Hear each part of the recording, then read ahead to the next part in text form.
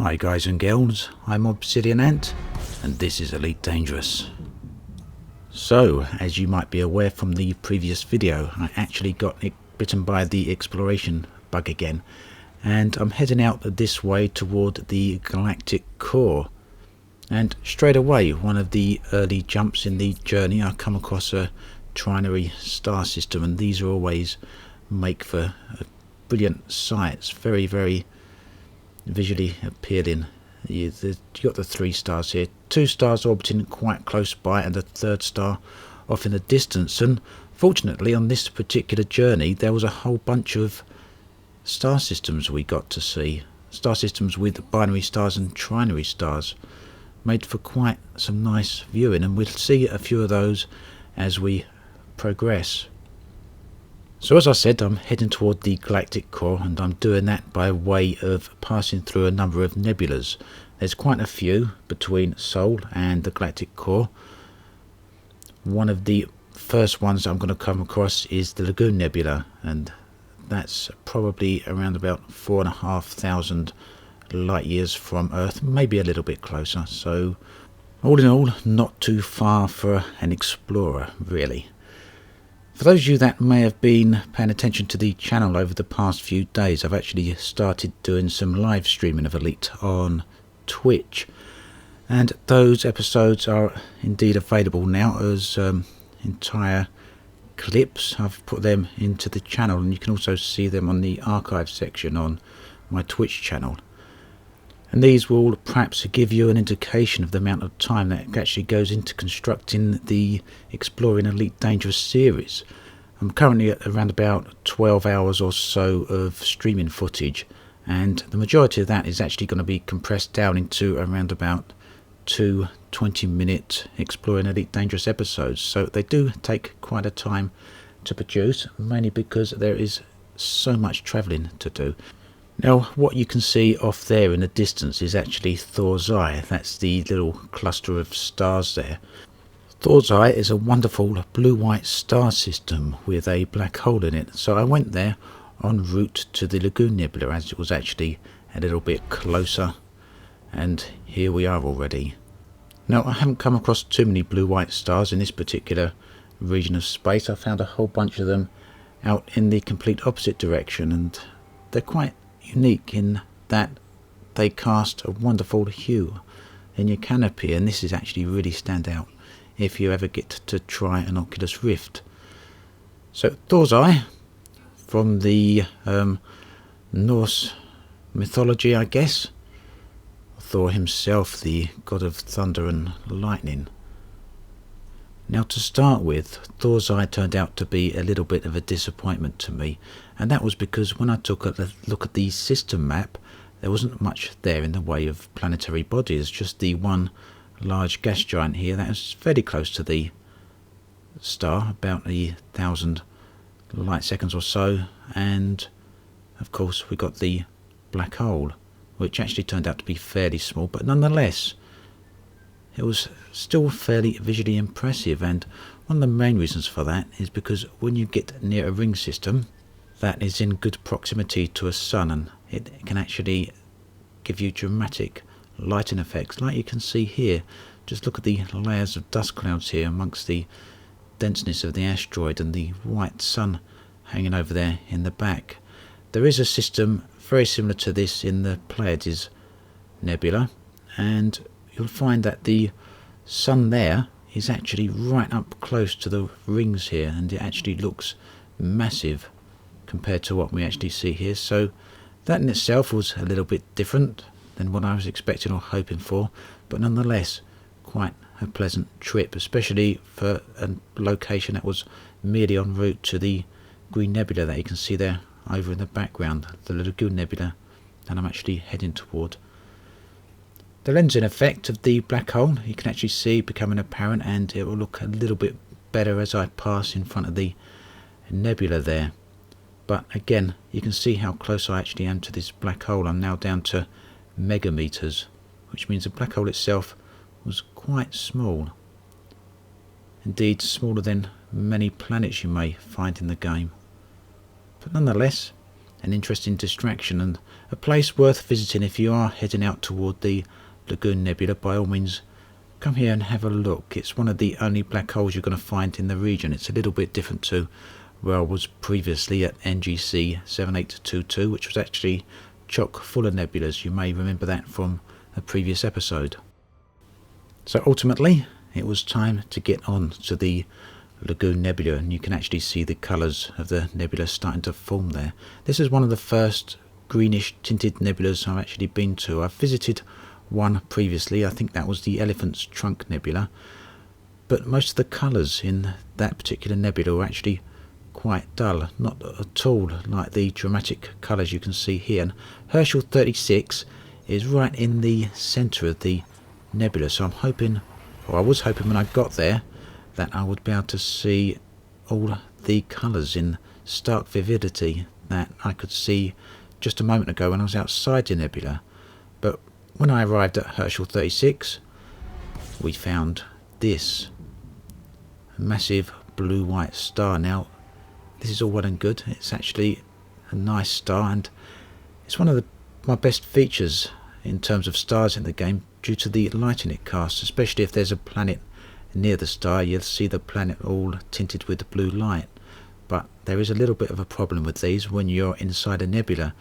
These stars cast a brilliant amount of light. They have a very high luminosity, and you can see there's another one just over the back there, and even though that's quite a lot of light seconds away, it still looks quite large, doesn't it?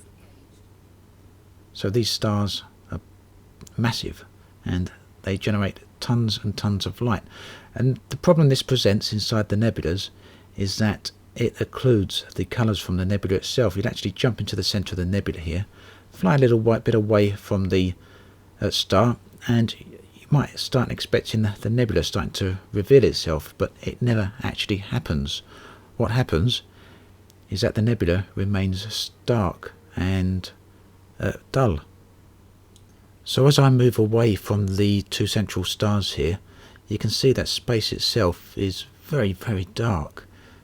The nebula has blocked out most of the stars in the galaxy here. You can't actually see them, and there's two stars that I'm actually quite near to here.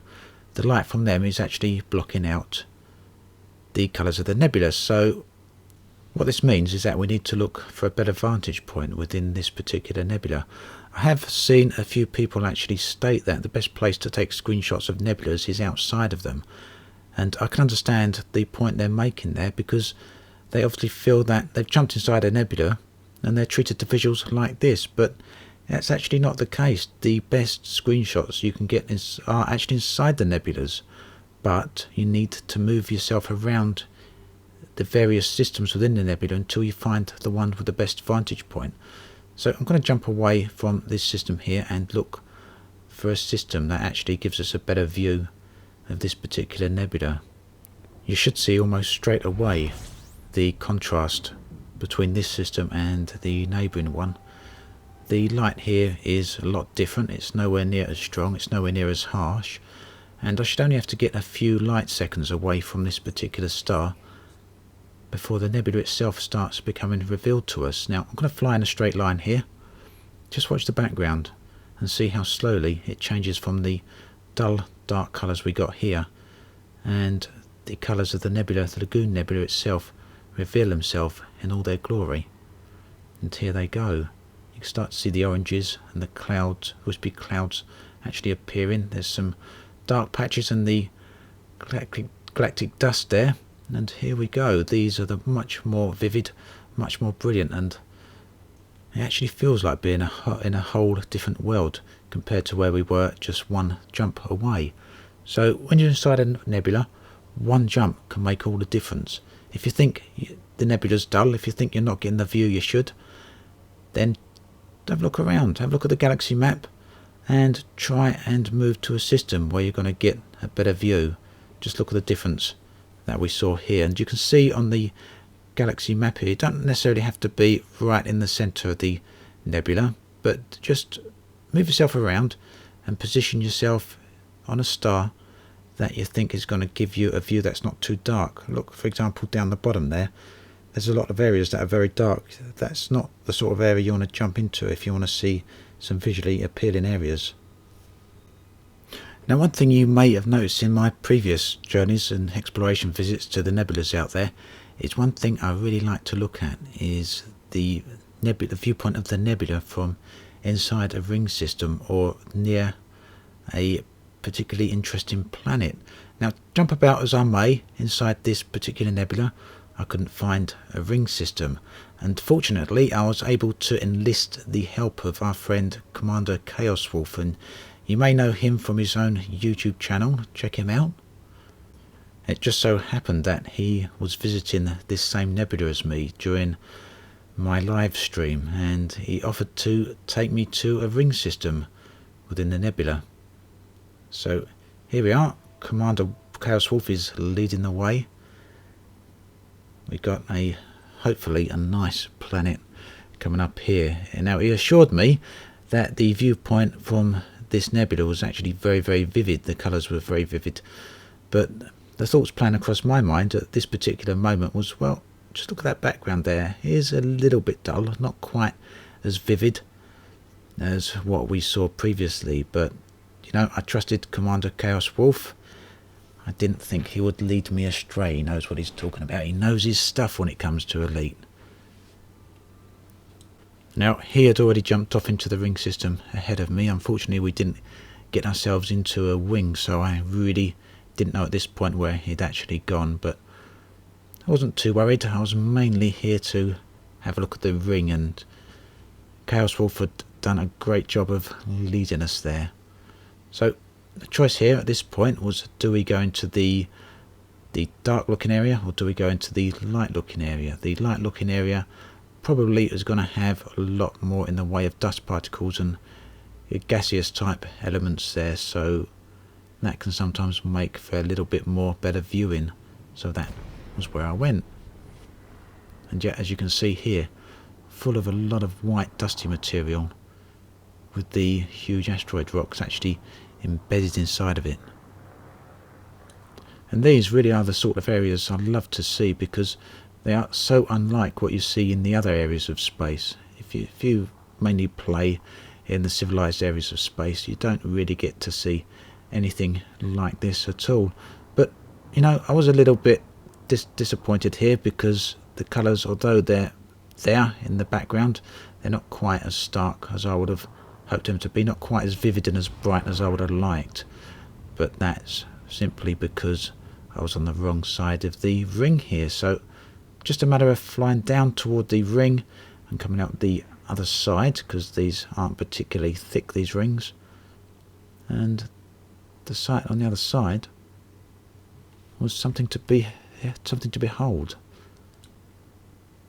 So yeah, just a case of simply flying down and then through to the other side of that white dust layer, and already the vivid colours are starting to present themselves. So this was the first ring system I'd actually seen inside a greenish tinted nebula, and that really is the sort of visuals that make exploration worthwhile to me, the sort of thing that make all of those hundreds of jumps worthwhile. And my wish to Frontier is that at some point they put some either outposts or space stations out inside some of these nebulas, because just imagine doing trade routes and combat around them and through them. Would be interesting, wouldn't it? So I found a few water worlds as well. I never managed to find an Earth-like yet. I've only found a couple of them in my entire Elite history. But water worlds are particularly valuable, and as you can see here, this system did actually turn out to be a very valuable system, particularly this planet here, which was not only a water world, but it is also a candidate for terraforming, and it also has got carbon water-based life, so very valuable planet. In addition to that, we had bunch of other planets here that were high metal content planets. You can see the planet that this water world is orbiting, making this water world a moon, I guess. But the planet it's orbiting is actually a high metal content planet, as is the one to its left. So this was a great system to find. Really nice find, to see something like this inside a nebula. So as pretty as these nebulas are, and as much as I enjoy staying in them, we can't stay in them forever. The journey toward the galactic core must continue. That there, the NGC nebula you just saw briefly, the purplish blue one, is going to be not my next destination, but a destination just after. My next destination, of course, is the Cat's Paw Nebula. All of these are en route to the galactic core, so we may as well go to them and see what surprises we can find. So here we go, 1500 light years to go. My ASP is fitted with the best jump drive I can actually fit, and it's capable of a jump range of 31.7 light years. That's by no means the maximum an ASP is capable of, but with a few concessions, that was basically what I was willing to get it to. You can get it a little bit higher if you forego a few heat sinks and a few additional things like that, but I wanted to try and get the best of both worlds. So you saw me change the routing there from economical to fastest routes, and that's something you really need to keep in mind when you're out here exploring. Every so often, as happened to me in some previous episodes and also happened to me on route to the Lagoon Nebula, you may find yourself in a region of space where you can't refuel your ship from the stars because either they're brown dwarfs or otherwise unfuelable stars. Now on fast routing, you'll find you can only get about 6 jumps out of a full tank. Now keep in mind, on economy routing, you'll get hundreds of jumps out of a full tank. My ship can do around 260 jumps on a quarter of a tank, so keep that in mind. So I've literally only just got outside the Lagoon Nebula when I was treated to this particular stunning sight. 2 stars of completely different colour orbiting one another.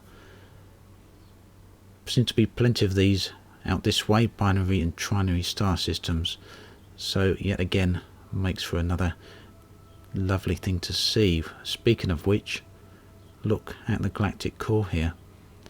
The galactic core, of course, is dynamic, meaning that as you move around the galaxy, you either move closer to it, above it, or below it, or further away from it, so it changes dramatically in appearance depending on where you're positioned within the galaxy itself. And this is a very different view to what you may see when you're inside the civilized systems. Certainly you wouldn't have seen this if you hadn't gone more than a few hundred light years away from Earth. So for me, this was one of the more interesting things on this particular trip. In my last episodes, my last exploration trip, I actually went away from the galactic core. This time I went toward it, and the changes you actually see in the galactic core as you're going toward it really are phenomenal. Very, very, very nice to see. So there we have it, the little purple nebula there in the distance, and the galactic core itself beckon, and that is where we are going during the next episodes. As always, thanks for watching, and I'll catch you guys and girls next time. This has been Obsidian Ant, signing off.